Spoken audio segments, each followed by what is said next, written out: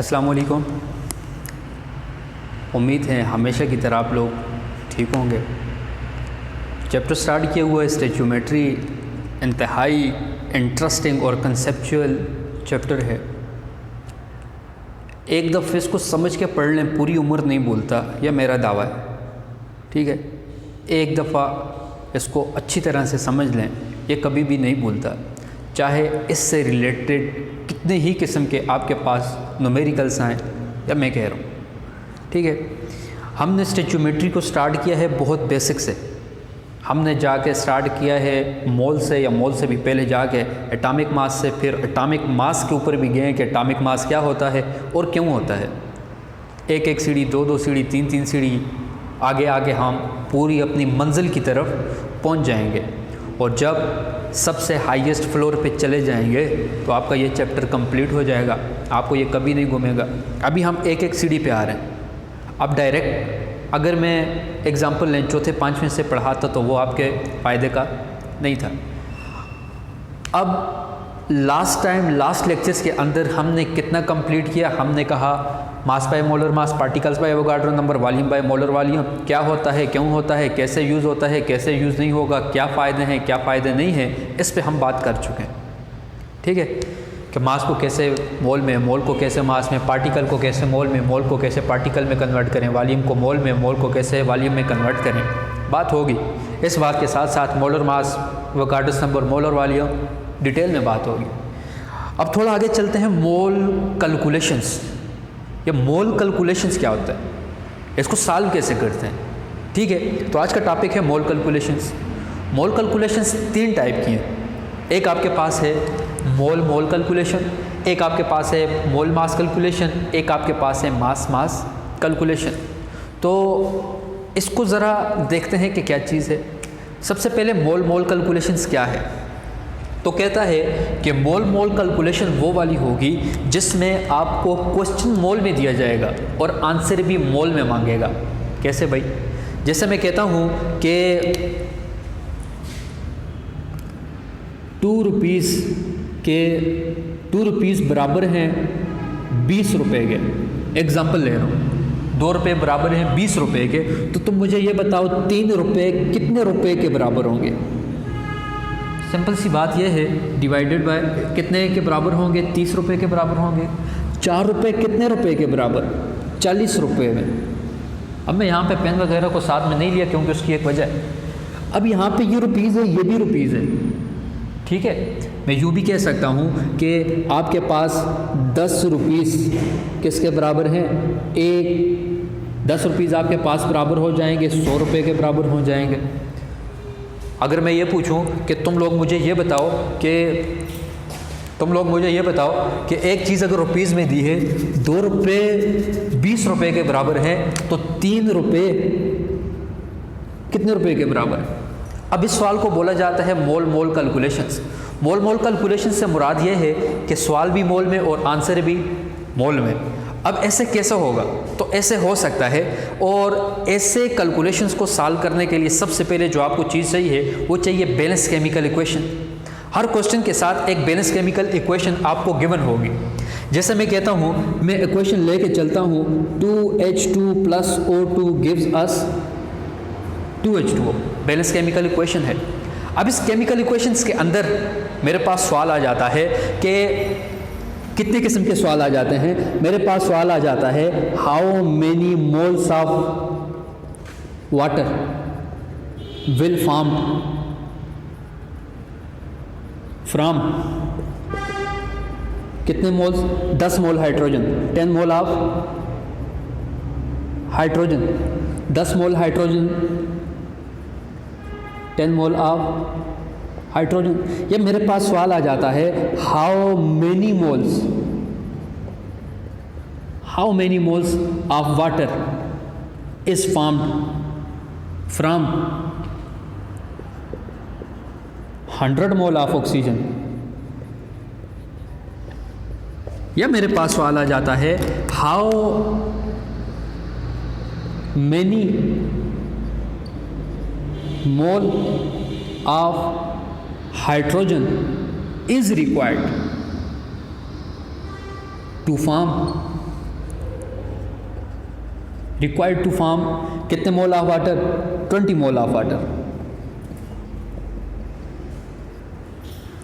मेरे पास आ सकता है और सवाल क्या आ सकता है, how many mole of oxygen is required to form 2000 mole of water.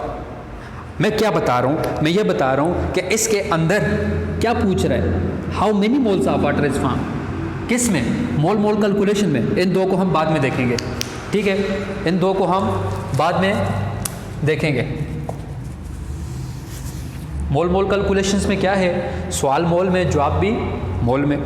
और कैसा सवाल हो सकता है, और सवाल हो सकता है how many mole of oxygen is required to form, कितने मोल ऑफ वाटर, कोई भी ले लो, टू फार्म 200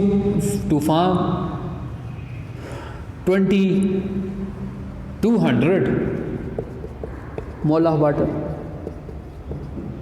मैं यहाँ पे लिख सकता हूँ 0.001 mole of water, 0.002 mole of water, 0.5 mole of water. मैं बता ये रहा हूँ कि क्वेश्चन मोल में दिया है, आंसर भी मोल में पूछेगा। क्वेश्चन इसने मोल में दिया होगा, आंसर भी ये मोल में पूछेगा। क्वेश्चन मोल में पूछेगा, क्वेश्चन दिया भी मोल में है।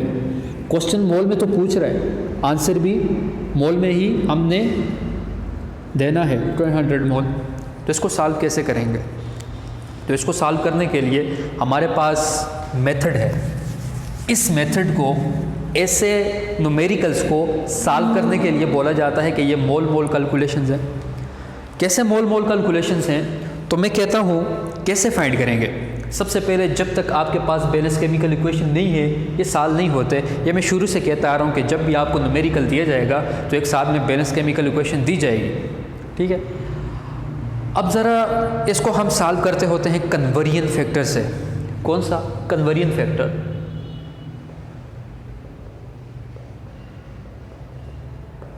कन्वर्जन फैक्टर, कन्वर्जन फैक्टर से क्या मुराद है? सबसे पहले तुम लोग कॉमन एग्जाम्पल की तरफ जा रहे हो, कॉमन एग्जाम्पल की तरफ, फिर इसको मैं सॉल्व करूँगा और विद इन नो टाइम ये सॉल्व हो जाएंगे।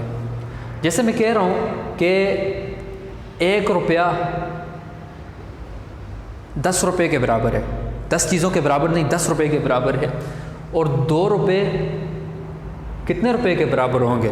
आंसर आपके जहन में आ गया, 20 रुपये के बराबर होंगे। 1 रुपया मैं देता हूँ तो कोई बंदा मुझे वापस 10 रुपये दे रहे, तो मैं 2 रुपये दूंगा तो वो कितने देगा? 20 देगा। लेकिन सॉल्व कैसे करेंगे? तो सॉल्व करेंगे यूँ, एक फार्मूला ये है कि यहाँ पे जो चीज़ फाइंड करनी है, यहाँ पे जो चीज़ फाइंड करनी है, यहाँ पे जो चीज़ गिवन है, इसको हमेशा राइट साइड पे रखें। किस पे? इसको राइट साइड पे रखें। या और सिंपल करते हैं, इसको बोल दें जो चीज़ फाइंड करनी है उसको बोल दें x बोल दिया। इसको क्रॉस मल्टीप्लाई कर दें। जब क्रॉस मल्टीप्लाई कर देंगे तो आपके पास क्या बन जाएगा? Rupees multiply by x equal to 2 rupees multiply by 10 rupees, यही बनेगा। रुपीज़ इधर मल्टीप्लाई हो रहे तो दूसरी साइड जाके डिवाइड हो जाएगा, रुपीज़ इधर मल्टीप्लाई हो रहे तो दूसरी साइड जाके डिवाइड हो जाएगा। आपके पास क्या बन जाएगा? x equal to 2 rupees multiply by 10 rupees divided by 2। और सिंपल करें तो 2 तो नहीं है आपके पास, 10 मल्टीप्लाई बाय 2, 10 मल्टीप्लाई बाय 2 कितना है? तो 10 मल्टीप्लाई बाय 2 आपके पास आता है 20 रुपीज़। तो कितने रुपीज़ आए? कितने रुपीज़ आए? x रुपीज़ कितना है? 20 रुपीज़। तो हम यहाँ पे क्या लिखेंगे? 20 रुपीज़।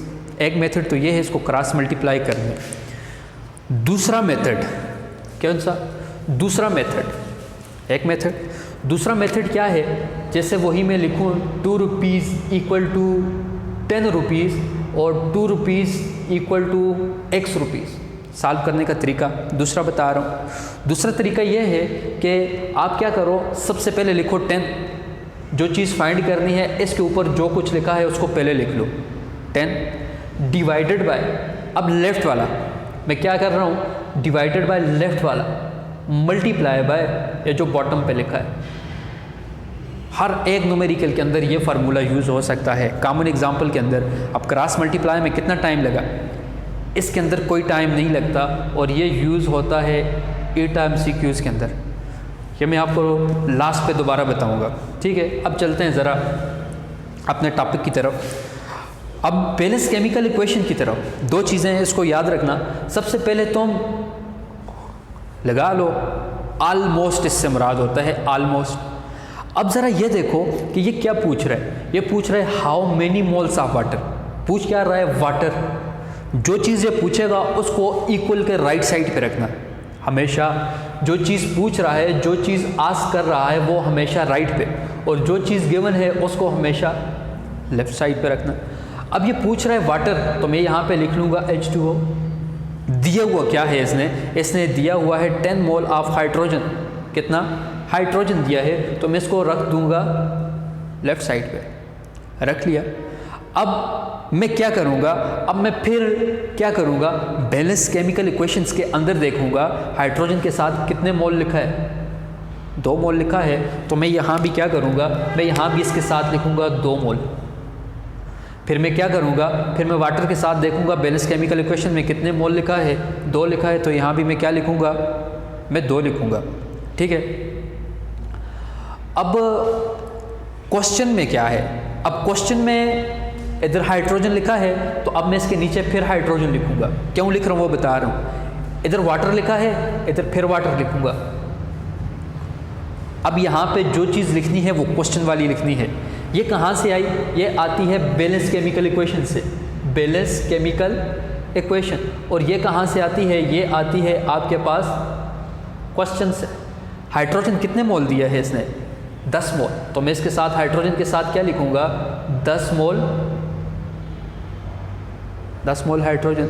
10 मोल हाइड्रोजन से how many moles of water, कितने मोल पानी बनेगा, तो हमें पता नहीं है। तो पता नहीं है, तो जिस चीज़ को पता लगाना है वो एक्सपोर्ट कर दो, वो क्या कर दो, एक्सपोर्ट कर दो। इस पॉइंट से मैं क्या पॉइंट समझा रहा हूँ कि जो पूछ रहा है वो राइट साइड पे लिखो, जो चीज़ गिवन है वो लेफ्ट साइड पे लिखो। इससे मैं ये समझा रहा हूँ कि यहाँ पे ये यूनिट सेम होने चाहिए। अगर इधर हाइड्रोजन है तो इधर हाइड्रोजन हो, अगर इधर H2O है तो इधर भी H2O हो। अगर इधर H2O है इधर H2O लिख लोगे तो सेम नहीं है। मैं ये समझा रहा हूँ, इन दोनों को सेम रखना है। अब छोटी सी बात है, कैसे सॉल्व करोगे, क्रॉस मल्टीप्लाई कर दो। क्या बन जाएगा तुम्हारे पास, 2H2 multiply by X equal to 10 mole of hydrogen multiply by 2 mole of water बन जाएगा। अब इधर 2H2 मल्टीप्लाई हो रहे तो दूसरी साइड जाके डिवाइड कर दो, आपके पास क्या बन जाएगा, x equal to 10H2 divided by 2H2 multiply by 2H2O। H2 से cancel, 2 1s are 2, 2 5s are 10 और 5 multiply by 2, x equal to 10 mole of water. तो इससे मुराद ये है कि 10 मोल हाइड्रोजन से कितने मोल पानी बनेगा, तो इससे 10 मोल ही पानी बनेगा। तो लास्ट में हम क्या लिखेंगे, hence 10 mole of water will be found from 10 mole of hydrogen. अगर 2 मोल से 2 मोल बनते तो 10 मोल से 10 मोल ही बनेगा। ठीक है। अब कोई और सवाल लेता हूँ। अब ज़रा सवाल, इन सारे सवाल्स को लेता हूँ, बल्कि सबको लेता हूँ। ठीक है। अब मैं क्या कहता हूँ, how many moles of water is found from 100 mole of O2। ठीक है। इसको मैं रफ करता हूँ और इसको याद रखना, यही यूज़ होगा बार बार। जितना कुछ बताया है यही यूज़ होगा, इससे ज़्यादा मोल के अंदर कुछ भी नहीं है। अब सारी प्रैक्टिस है। अब क्या कह रहे हैं, ये दूसरा सवाल को लेता हूँ, how many moles of water. पूछ क्या रहा है, वाटर कितने मोल, और जो चीज़ फाइंड करनी है उसको इक्वल के राइट साइड पे रखना है, इक्वल के राइट साइड पे रखना है। How many moles of water, और दिया हुआ क्या है, इसने दिया हुआ है 100 मोल ऑफ ऑक्सीजन। ऑक्सीजन को मैं यहाँ पे रखूँगा, जो चीज़ दी है उसे लेफ्ट पे, जो पूछ रहे वो राइट पे। अब बैलेंस केमिकल इक्वेशन की तरफ जाऊंगा, कितने मोल ऑक्सीजन है, तो इसके साथ कोफिशिएंट कुछ नहीं है, कोफिशिएंट कुछ नहीं है, तो इसके साथ 1 है। इसके साथ कोफिशिएंट H2O के साथ कितना है, 2 है, तो इधर मैं लिख लूँगा 2। ये कहाँ से आया, ये आपके पास आया बैलेंस केमिकल इक्वेशन से। अब फिर देखो, ऑक्सीजन है तो मैं नीचे फिर ऑक्सीजन, इधर वाटर है तो फिर वाटर, और अब ये कहाँ से आएगा, ये आपके पास आएगा क्वेश्चन से, आपके पास क्वेश्चन से आएगा। अब ज़रा देखो क्वेश्चन में ऑक्सीजन के कितने मोल हैं, तो ऑक्सीजन के मोल हैं 100 मोल, 100 मोल, 100 मोल, 100 मोल। 100 मोल ऑक्सीजन से कितने मोल पानी बनेगा, यही पूछ रहे हैं। मोल मोल कन्वर्जन है, मोल मोल कैलकुलेशन है। सवाल मोल में तो आंसर भी मोल में मांग रहे हैं, सवाल मोल में तो आंसर भी मोल में मांग रहे हैं। अब यहाँ पे देखो मैंने क्या करना है, जो चीज़ फाइंड करनी है उसको एक्सपोर्ट करके क्रॉस मल्टीप्लाई कर दो। x multiply by 1 equal to 100 multiply by 2, 100 multiply by 2, x equal to 200, क्या चीज़ 200 mole of 200 mole of water. तो मैंने सिंपल क्या करना है, इधर x की जगह क्या आ गया, इधर x की जगह 200 आया, और एक लाइन आप लोग लिखना कि हेंस आखिरकार 200 mole of water will be form from 100 mole of oxygen. तो उसने भी पूछा था कि 100 मोल ऑक्सीजन से कितने मोल पानी बनेगा, तो तुम लोगों ने बता दिया 200 मोल पानी बनेगा। इसको बोल रहे हैं मोल मोल कैलकुलेशन। अब ये मैं करवाऊंगा, ये आप लोग खुद करोगे, अब ये प्रैक्टिस है, ठीक है। और अब तीसरा देखें, इसको यूँ भी मैं सॉल्व कर सकता था, जो मैं ट्रिक बता रहा था मैं यूँ भी सॉल्व कर सकता था कि मैं यहाँ पे क्या करूँ, इसको मैं लिखूँ यहाँ पे जो वैल्यू है 2 divided by 1 multiply by 100, simple, सबसे simple 2 divided by 1 multiply by 100, तो क्या आता है 200। ये सारे स्टेप करने की ज़रूरत नहीं पड़ती, लेकिन आप लोग इस स्टेप से जाओ, ये तब काम आएगा जब आप कभी ईटा वगैरह दोगे, ठीक है। अब तीसरा,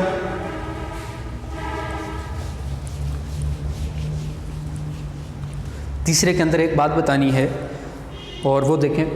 अब तीसरा क्या है, सबसे पहले almost equal to how many mole of hydrogen, क्या पूछ रहा है, हाइड्रोजन का पूछ रहा है। तो हाइड्रोजन को किस तरफ रखेंगे, हाइड्रोजन को लेफ्ट साइड। जो चीज़ गिवन है, गिवन क्या है, required to form 20 mole of water, 20 mole पानी, 20 मोल पानी। बैलेंस केमिकल इक्वेशन की तरफ जाओ, कितने मोल हाइड्रोजन है, 2 मोल हाइड्रोजन, तो लिख लो। कितने मोल वाटर बन रहे हैं, 2 से कितने बन रहे हैं, 2 बन रहे हैं, तो लिख लिया। कहाँ से आया, बैलेंस केमिकल इक्वेशन। अब क्वेश्चन की तरफ, फिर यहाँ पे H2, फिर यहाँ पे H2O। H2 कितने मोल दिया है इसने, कहाँ है, नहीं, यहाँ पे how many mole of H2 is required, थोड़ा how many mole of H2 is required. जो चीज़ इसने गिवन दी है उसको लेफ्ट साइड पे रखनी है। How many mole of H2 is required, H2 कितने मोल चाहिए, जो चीज़ पूछ रहा है वो आपने रखनी है राइट साइड पे। जो चीज़ इसने दी है 20 मोल ऑफ वाटर, तो 20 मोल ऑफ वाटर, वाटर को लिखना लेफ्ट पे। जो चीज़ गिवन है और जो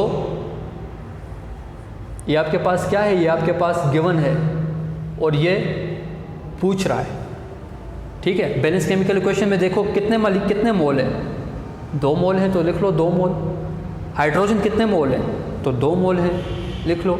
इसका मतलब ये है 2 मोल पानी बनने के लिए 2 मोल हाइड्रोजन चाहिए, 2 मोल पानी बनने के लिए 2 मोल हाइड्रोजन चाहिए।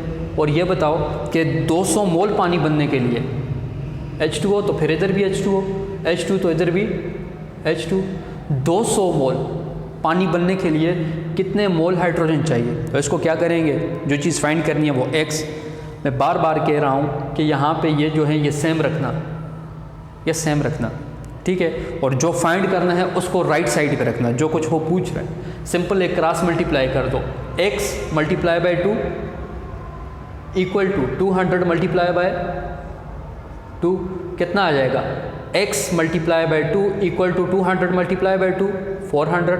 2 इधर मल्टीप्लाई हो रहे तो दूसरी साइड जाके डिवाइड होगा। x equal to 200, x equal to 200 क्या, 200 मोल ऑफ हाइड्रोजन। लास्ट में वही लिखना है, यही लाइन दोबारा लिखनी है। और यहाँ पे क्या लिखना है, लिखना है hence 200 mole of H2 is required to form 200 mole of 200 mole of कितने मोल चाहिए, तो बता दिया कि इतने चाहिए। अब ये वही बात है, how many mole of oxygen is required. Oxygen पूछ रहे तो ऑक्सीजन को राइट पे रखना। जो चीज़ गिवन है 200 मोल पानी दिए हैं तो पानी को तुमने रखना है लेफ्ट पे, बैलेंस केमिकल इक्वेशन को देखना है और ये सॉल्व करना है। समराइज़ करता हूँ, सम अप करता हूँ, इसके अंदर कोई इतनी वो और बातें नहीं है। हमने कहा mole mole calculations. Mole calculation 3 type की हैं, mole mole calculation, mole mass calculation and mass mass calculation. And सबसे पहले हमने लिया मोल मोल कैलकुलेशन को। हमने कहा मोल मोल कैलकुलेशन वो कैलकुलेशन है, that calculation in which question given in mole and answer will also asked in mole. Question भी मोल में दिया है, आंसर भी मोल में मांग रहा है, बता दिया।